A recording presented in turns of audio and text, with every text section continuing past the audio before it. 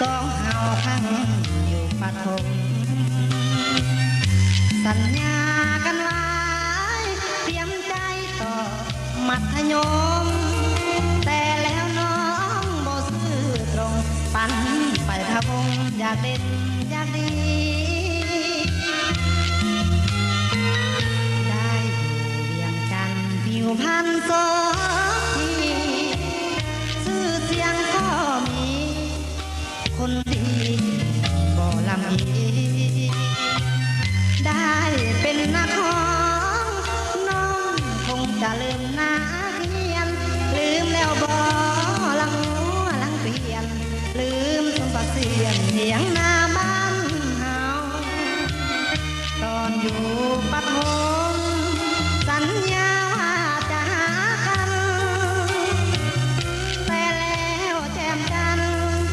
หันไปให้ใจคืนคมได้ข่าวว่าดีตอนนี้ไทยก็นิยมสมแล้วน้องไปพะบงชื่อเสียงสูงส่งดังก้องโลกา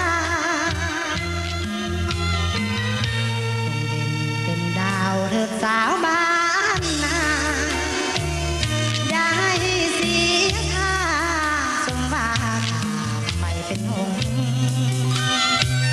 ตั้งใจเถิดน้องอย่าได้หุ่มทองกับโดงดังแล้วอย่าทะนงเดี๋ยวเขาจะส่งกลับคืนบ้านนา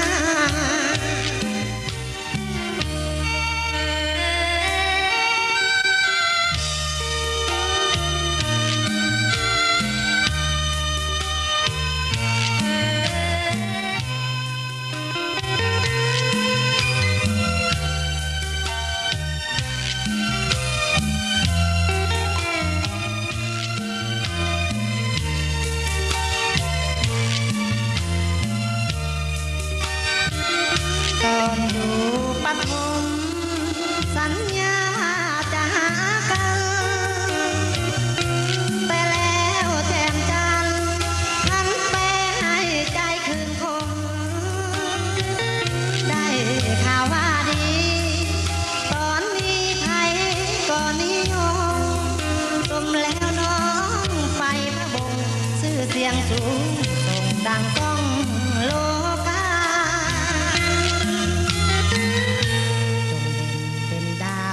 สาวบ้านนาอย่าให้เสียค่าสมว่าไปเป็นหงส์